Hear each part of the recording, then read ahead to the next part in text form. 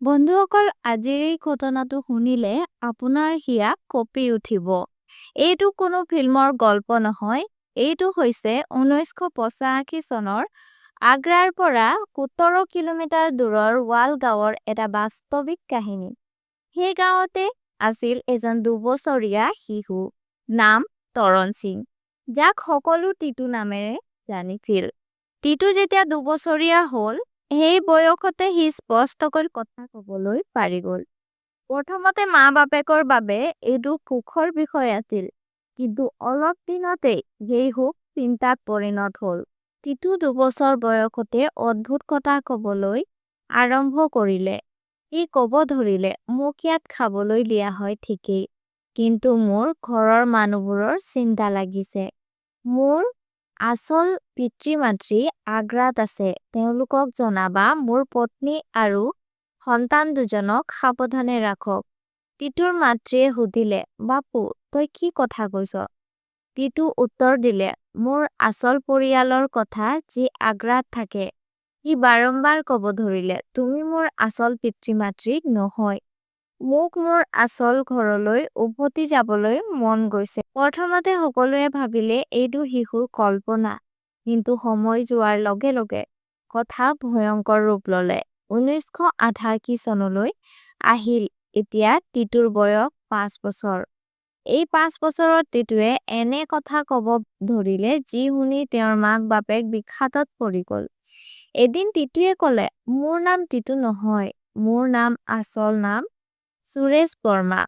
মোৰ পত্নী উমা, দুজন পুত্ৰ ৰুমু আৰু চুমু, পিতাজীৰ নাম চন্দা ভাৰতী। আগ্ৰাত আমাৰ এটা বংগলা আৰু সদৰ বজাৰত সুৰেশ ৰেডিঅ'ছ নামৰ দোকান আছিল। সেয়া শুনি সকলো আচৰিত। টিটুৱে লগতে ক'লে, এদিন সন্ধিয়া ঘৰলৈ ঘূৰি আহোঁতে দুজন মানুহে মোক গুলী মাৰিছিল।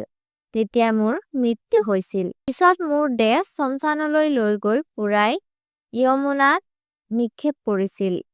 এক 5 বছৰীয়া শিশুৱে যেতিয়া নিজৰ মৃত্যু, স্ত্ৰী আৰু চুকাৰ কথা কয়, গাঁওখনত হুলস্থুল পৰিৱেশ হ'ল। মানুহে ক'ব ধৰিলে টিটুৰ ওপৰত ভূতে চপাইছে। টিটুৰ ভাষা, আচৰণ আৰু চলন তেওঁৰ বয়সৰ শিশুৰ দৰে নহল। সি কৈ আছিল যেন কোনো প্ৰাপ্তবয়স্ক মানুহে কথা কয়। তেওঁ নিজৰ বিখিয়া পিতৃ-মাতৃক লৈ ঠাট্টা কৰিছিল। মোৰ ঘৰৰ পত্নী উমা চৌধুৰী এইদৰে ফাটা কাপোৰ নিপিন্ধে। সি ক'ব ধৰিলে, মই এই ঘৰত থাকিব নোৱাৰো। মই মোৰ বাংলাত যাব বিচাৰো।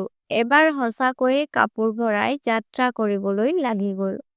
মাক-বাপেক দাঁতেৰে ৰখালে। সি ক'ব ধৰিলে, মই নিজ গাড়ীতহে যাব পাৰো। মই খোজত বা বাছত নে জানো। এই আচৰণে পৰিয়ালটোক পাগল কৰি তুলিলে। তেওঁলোকৰ সন্দেহ হয়তো কোনোৱে এই কথা টিটুক শিকাইছে। যেতিয়া টিটুৰ দাদা অশোকে সিদ্ধান্ত ল'লে যে সঁচা পৰীক্ষা কৰিব লাগিব, সি নিজৰ বন্ধুৰে সৈতে আগ্ৰালৈ যাত্ৰা কৰিলে। সদৰ বজাৰত সুৰেশ ৰেডিঅ'ছ নামৰ দোকান বিচাৰি ফুৰিলে।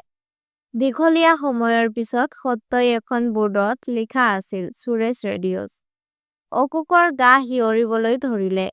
টিটুৱে যি কথা কৈছিল সকলো একেবাৰে মিলি গৈছে। দোকানৰ ভিতৰত পঢ়িছি এজনী মহিলা। তেওঁৱে ক'লে, মই সুৰেশৰ পত্নী উমা। অশোকে সকলো কথা জনালে। উমা শুনি থ মাৰি ৰ'ল। কাৰণ টিটুৱে যি তথ্য দিছিল সকলো একেবাৰে সঠিক। উমাই ভাবিলে, হয়তো কাকতত বা বাতৰিত পঢ়িছিল এই কথা। কিন্তু অশোকে ক'লে, সি এইবোৰ তেতিয়াৰ পৰা কৈছে যেতিয়া সি কথা ক'ব শিকিছিল।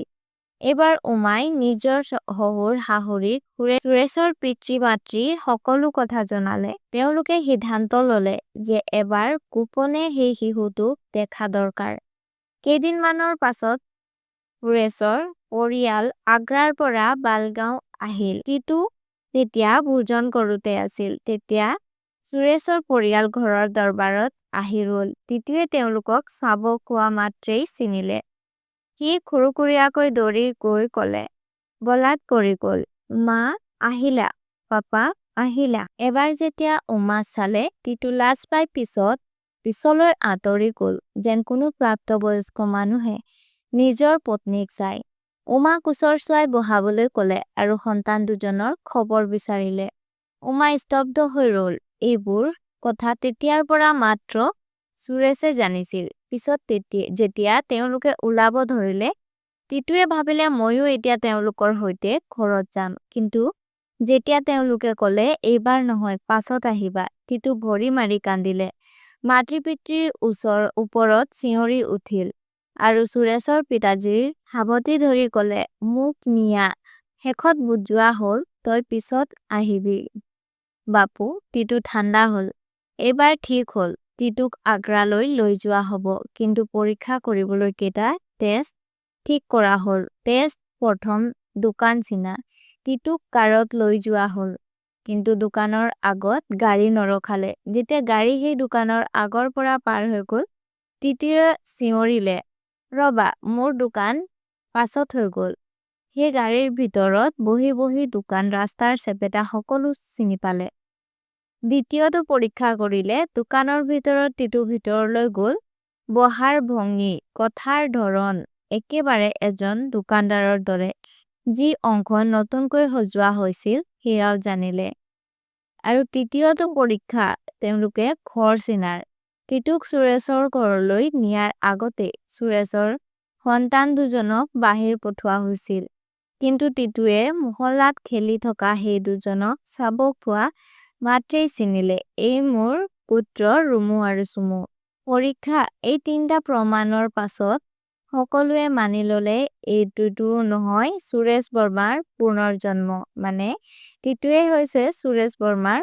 পুনৰ্জন্ম এই ঘটনা মিডিয়াত বিস্ফোৰণ ঘটালে এই কেছৰ গোন্ধ পালে DUৰ অধ্যাপক NK চাড্ডা যি ইয়ন ষ্টিভেনছনৰ সৈতে কাম কৰিছিল যিনি পুনৰ্জন্মৰ বৈজ্ঞানিক অধ্যয়নৰ বাবে বিশ্ববিখ্যাত ডক্টৰ ষ্টিভেনছনৰ অনুৰোধত এন্টোনিয়া মিলছ নামৰ এজনী ৰিচাৰ্চাৰ টিটুৰ কেছটো অধ্যয়ন কৰিবলৈ আহিম এতিয়া প্ৰশ্ন আছিল টিটুক কি নিজৰ হত্যাকাৰী চিনি পাবনে হয় সি ক'লে মোক গুলি মাৰিছিল মোৰ নিজৰ ব্যৱসায়িক সহকৰ্মীয়ে পুলিচে সেই অনুসৰি অনুসন্ধান কৰিলে আৰু সত্যই সেই মানুহে অপৰাধ স্বীকাৰ কৰিলে ফলস্বৰূপে 1983 চনত সুৰেশ বৰ্মা হত্যাকাণ্ড পুনৰাই খোলা হ'ল এই কেছ প্ৰথমবাৰ পুনৰ্জন্মৰ ভিত্তিত আদালতলৈ লৈ গ'ল টিটুক সাক্ষী হিচাপে আদালতত হাজিৰ কৰা হ'ল ডাক্তৰৰ পৰীক্ষাত পোৱা গ'ল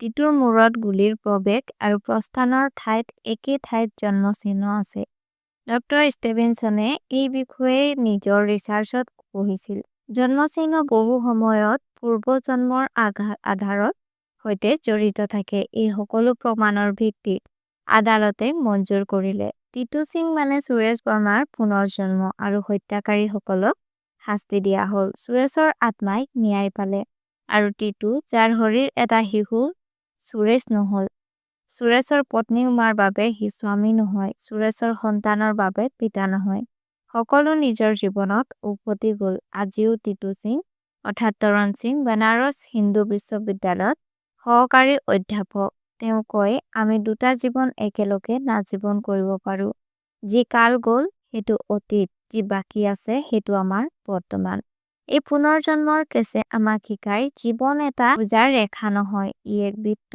য'ত আৰম্ভণি আৰু অন্ত একে ঠাইত মিলি যায় বন্ধুসকল এই আছিল আজি আমাৰ টিটু সিঙৰ পুনৰ্জন্মৰ কেছ এক বাস্তৱিক আৰু হৃদয় কঁপোৱা ঘটনা চেনেলটো সাবস্ক্ৰাইব কৰক পাছৰ কেইবাটাও ৰহস্যময় কেছো আমি আপোনালোকৰ বাবে লৈ আহিম ধন্যবাদ আৰু সুস্থ থাকক সুৰক্ষিত